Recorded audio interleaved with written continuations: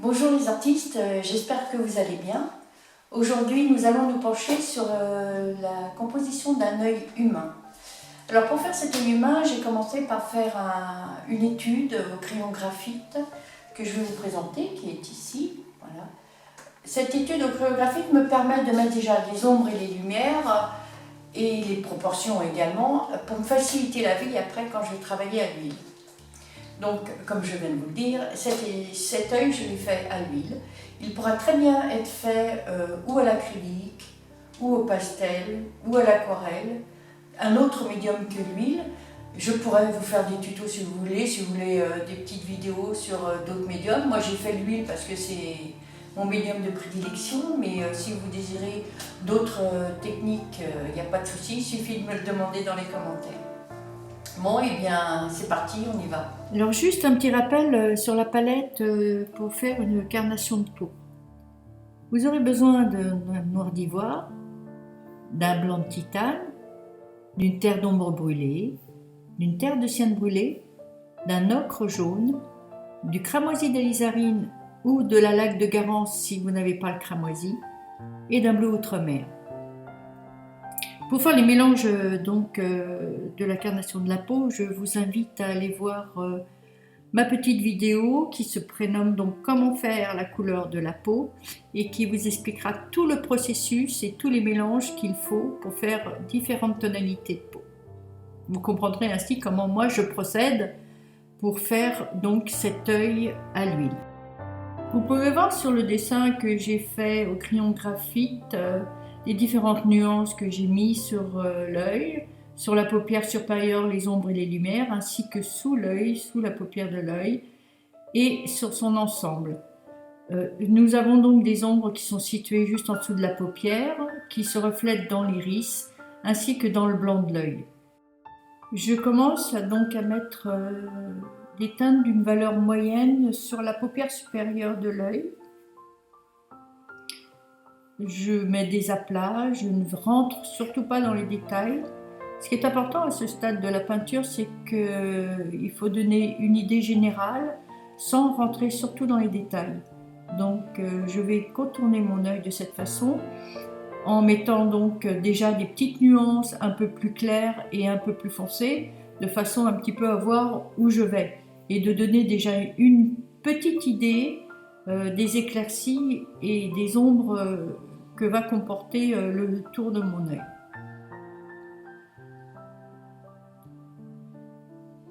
Mais comme je dis surtout, il ne faut pas rentrer dans les détails. Ce sont que des aplats, c'est une première couche, simplement pour situer le sujet.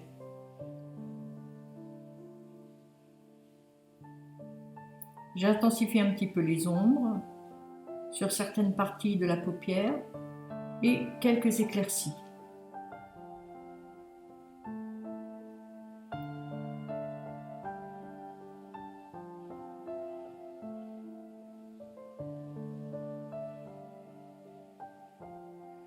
Je travaille surtout sur l'extérieur de mon œil, sur la carnation de la peau. Alors n'hésitez pas à aller voir la petite vidéo que j'ai faite en amont sur le mélange des couleurs pour arriver à faire une belle carnation de peau.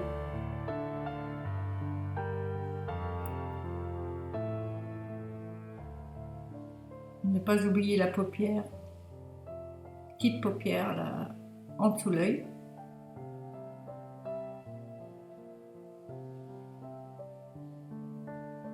Je commence à donner les volumes.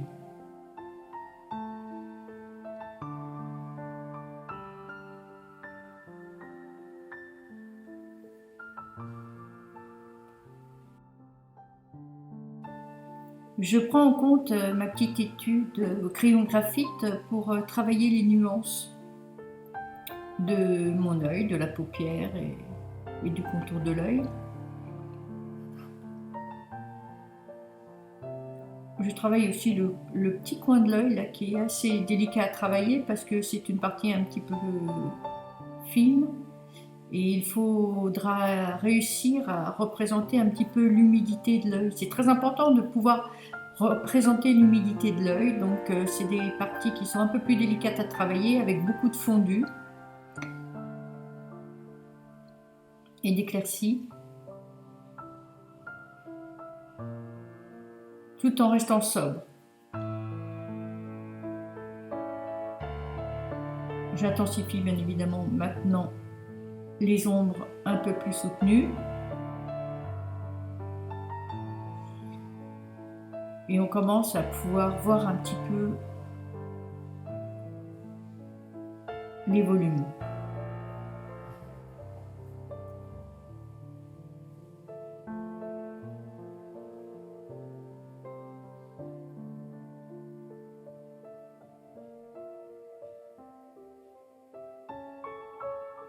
J'estompe un petit peu les couleurs avec un pinceau éventail de façon à ce que les dégradés soient faits en douceur. Maintenant, je peux commencer déjà ma première couche de l'iris. Pareil, sans faire aucun détail, mais en mettant les premières couleurs, les premières valeurs.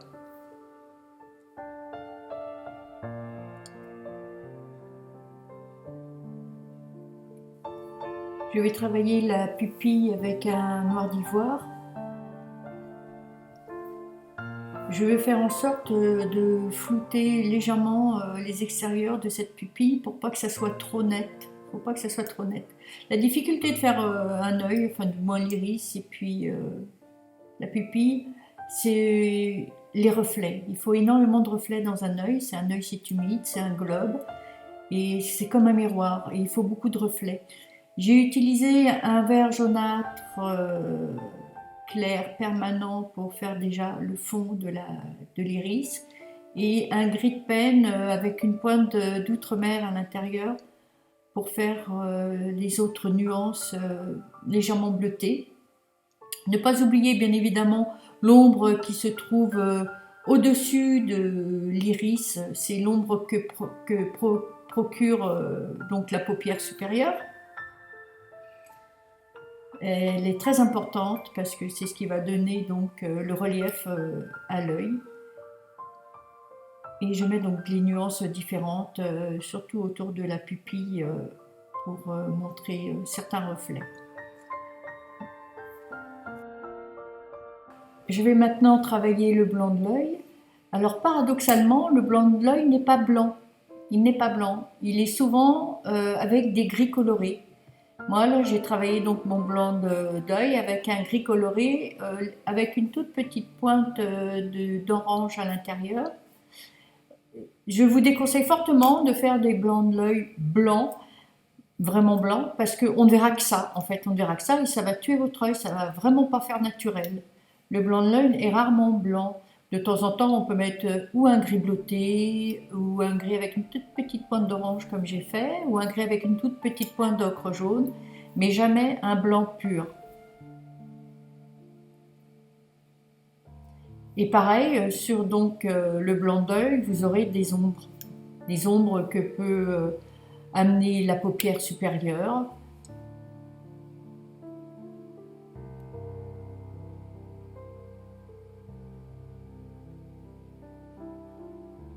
Maintenant, je travaille vraiment dans l'ensemble de l'œil. Je travaille et sur la pupille, et sur les paupières, sur l'iris. Je travaille vraiment dans son ensemble. Là, c'est l'aboutissement, on peaufine l'œil maintenant. On peaufine la couleur de la peau, les ombres, les lumières. Mettre une petite lumière très claire dans l'œil pour montrer justement cet effet d'humidité et de vie. C'est la lumière qui se reflète par rapport, par exemple, à un paysage ou à une lumière qui est en face de l'œil. Cette petite lumière blanche que l'on met dans l'iris ou la pupille, ou même parfois dans le blanc de l'œil, une toute petite lumière blanche pure, montre vraiment l'humidité de l'œil.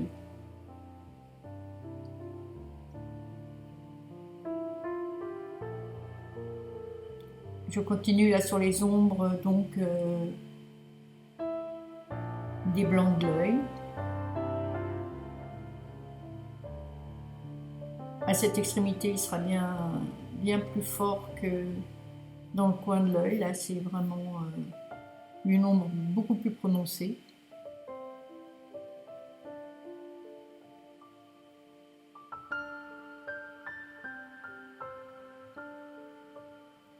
Et je mets ma petite éclaircie très blanche là pour montrer justement cette humidité.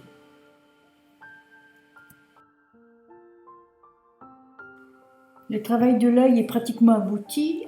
Je vais pouvoir commencer à travailler sur les cils. Alors pour bien arriver à faire les cils, il faut surtout que la peinture soit très fluide. Il faut vraiment qu'elle glisse très bien, sinon c'est compliqué. Pour faire ces cils, je me sers d'un sword brush, en fait un pinceau épais, comme une épée. C'est un pinceau qui est relativement biseauté, avec une pointe très fine. Il faut travailler vraiment doucement pour faire les cils, il ne faut pas se précipiter, parce que c'est un travail assez délicat pour que ça paraisse vraiment naturel. Donc, pour ce faire, il faut vraiment faire des cils pas toujours dans le même sens. Les cils ont souvent tendance à se chevaucher, et donc il faut vraiment penser à ça. Il ne faut pas faire des cils toujours dans le même sens et qu'il y ait une symétrie qui soit vraiment affreuse. Il faut que tout reste naturel.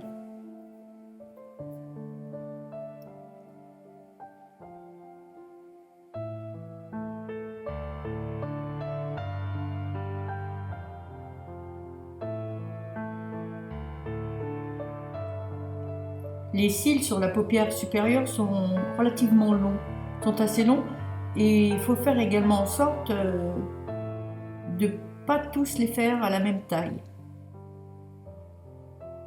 C'est un travail qui est minutieux et qui doit être fait doucement et réfléchi.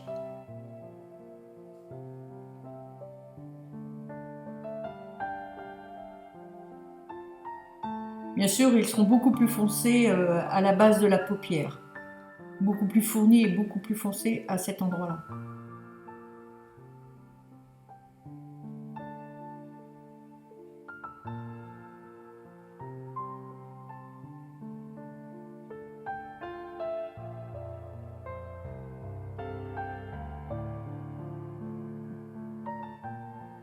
Pour faire les cils à cet endroit-là, ils seront beaucoup moins longs et beaucoup moins nombreux.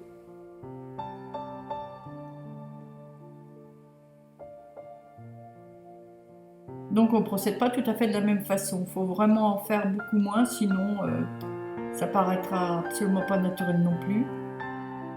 Et ils seront beaucoup plus courts.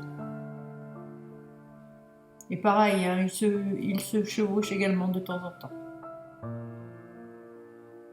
Voilà. J'intensifie un petit peu les ombres maintenant sur le coin de l'œil.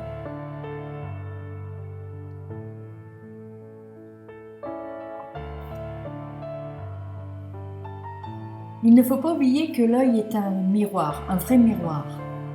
Donc, en conséquence, les cils vont se refléter également dans le blanc de l'œil et sur l'iris. Je travaille avec les mêmes teintes que j'ai faites pour les ombres du blanc de l'œil pour faire le reflet de ces cils. Et je travaillerai avec un gris de pen pour faire le reflet sur l'iris également.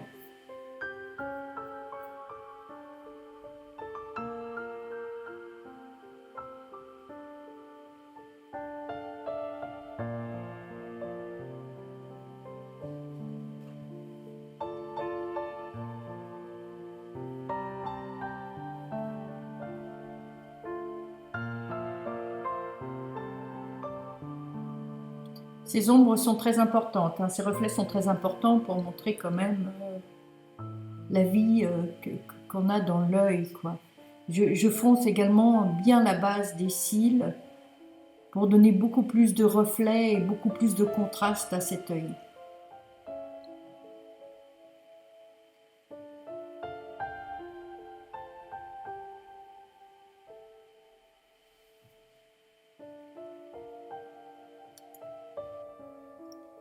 Je mets maintenant les dernières petites touches éclaircies pour finaliser ce travail.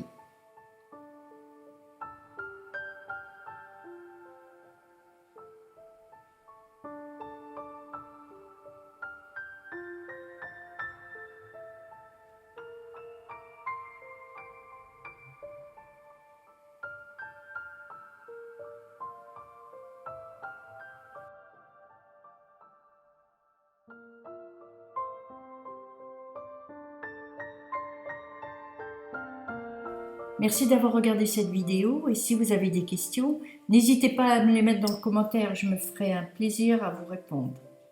Je vous invite à faire ce petit exercice et surtout à prendre beaucoup de plaisir à peindre. N'hésitez pas à vous abonner à ma chaîne. Bye!